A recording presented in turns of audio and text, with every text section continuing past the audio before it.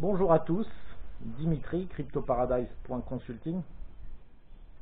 Aujourd'hui, je voudrais aborder un sujet qui est un sujet d'importance dans le monde des crypto-monnaies, mais qui est un sujet dont on ne parle peut-être pas forcément souvent et qui concerne le fait de savoir si on doit avoir ces crypto-monnaies avec ses clés privées ou bien les avoir sur des plateformes et donc avoir ces plateformes qui détiennent les clés privées pour vous.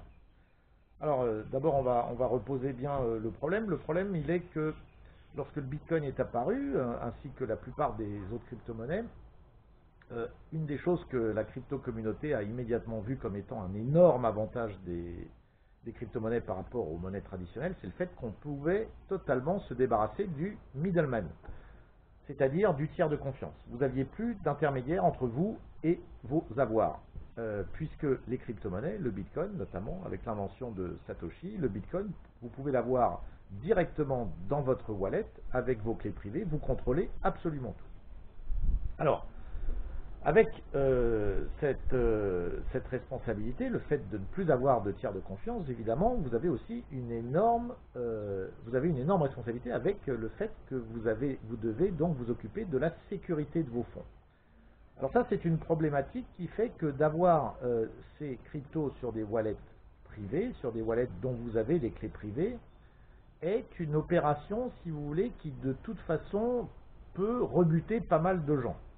Le côté geek de la chose est évident et disons que monsieur et madame Michu, monsieur et madame tout le monde peuvent être vite rebutés par ce genre de choses. Mais bon, la question est donc que au début et jusqu'à il y a quelques années, la communauté crypto, qui était quand même un peu geek, ce qu'elle adorait, c'était ce côté libertarien, le fait que vous contrôlez totalement votre vie privée, c'est votre souveraineté individuelle et vous avez accès à vos avoirs de façon directe. Alors depuis quelques années, et notamment l'année dernière, on voit bien qu'il y a une énorme évolution. D'abord en termes de finances traditionnelles qui s'intéressent maintenant au Bitcoin, donc on a énormément d'investisseurs qui ont investi dans le Bitcoin et le fait que l'adoption grandisse ainsi fait que le Bitcoin rentre de plus en plus dans la vie de tous les jours. Mais ce faisant, et j'en ai déjà parlé dans une vidéo, donc je vous mettrai le lien en fin de vidéo, ce faisant, en fait, on assiste au fait que ce sont des plateformes traditionnelles qui vous permettent désormais d'avoir des bitcoins. Alors je prends deux exemples assez frappants. PayPal, qui désormais vous permet d'avoir des bitcoins dessus. Mais bien entendu, vous n'avez pas vos clés privées puisque c'est eux qui les contrôlent. Vous ne pouvez même pas, a priori, revendre des bitcoins pour les changer en monnaie traditionnelle. Vous pouvez juste en acheter. D'accord?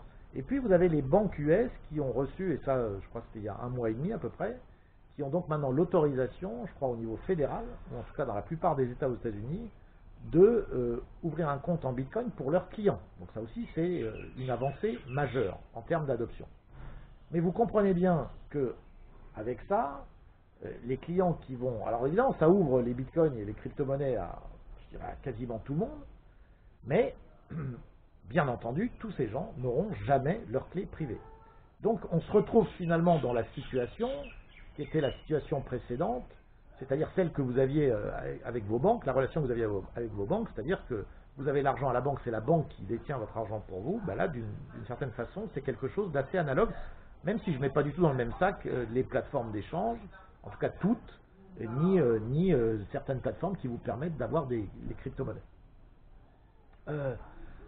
Deuxième point, aujourd'hui, vous le savez, est apparue la finance décentralisée. Il y a énormément de moyens aujourd'hui de gagner des intérêts avec vos crypto-monnaies. Et là aussi, bien entendu, ça c'est possible que si vous laissez vos cryptos sur des plateformes qui vont, elles, contrôler vos clés privées et bien sûr, pouvoir faire des opérations avec les bitcoins que vous leur laissez.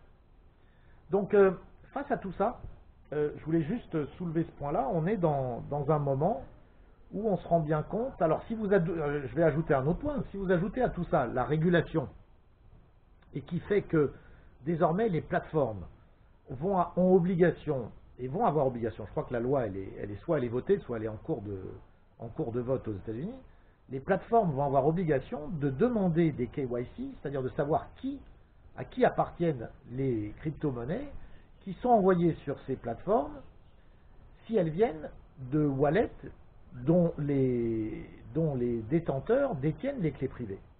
Donc si vous voulez, l'idée même d'avoir un wallet avec des clés privées va perdre de sa substance, parce que quel est l'intérêt, puisque à un moment ou à un autre, vous serez bien obligé de passer par une plateforme pour pouvoir passer dans le monde réel.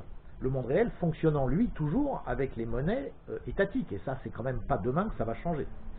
Donc, je vous donne un exemple. Moi, j'ai aujourd'hui une carte Visa sur Binance, la plateforme. Bien sûr, c'est très très pratique, mais évidemment, Binance contrôle les clés privées des crypto-monnaies que j'ai sur cette carte, et pour que les opérations se passent, et ils savent évidemment qui je suis. Je dis pas que c'est gênant. Moi, je vais pas émettre d'avis tranché sur cette question. Et de toute façon, il n'y en a pas. La seule question, c'est est-ce que ça fait encore du sens dans ce monde où l'adoption grandit de toujours vouloir contrôler ces clés privées? Est-ce que c'est une façon finalement de sécuriser ces avoirs? Parce que c'est vrai que quand vous laissez vos clés à des plateformes, si elles font mal leur boulot de sécurité, ben là, il peut y avoir des très mauvaises surprises.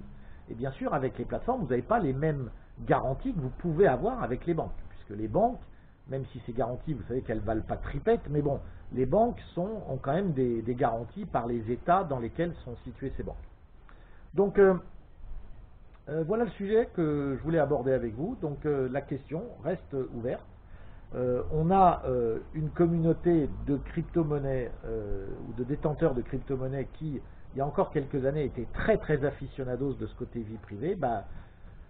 Malheureusement, je dirais, parce que j'en faisais partie, ce côté vie privée, ce côté, comme disait Andreas Antonopoulos, not your keys, not your bitcoin. Hein. Si vous n'avez pas les clés, vous n'avez pas vos bitcoins. Donc ce ne sont pas vos bitcoins. C'est un petit peu la même analogie, si vous voulez, que si vous n'avez pas l'or dans les mains, vous ne l'avez pas. Quoi, hein. Donc vous faites confiance à quelqu'un pour l'avoir pour vous. Donc on est dans cette problématique qui est toujours la même, c'est-à-dire que des tiers de confiance peuvent commencer évidemment à créer des problématiques. Comme on l'a vu avec les banques depuis 2008 et même depuis avant. Et est-ce qu'on pourrait assister à des problématiques analogues dans le futur parce que toutes les cryptos vont être détenues par quelques gros acteurs? Voilà, c'est un sujet qui reste totalement ouvert à débat et qui, je crois, ne perdra pas de son intérêt de sitôt. Je vous dis à très bientôt. N'hésitez pas donc à liker évidemment les vidéos, comme toujours. Vous inscrire sur la chaîne YouTube, visitez mon site internet cryptoparadise.consulting. À bientôt.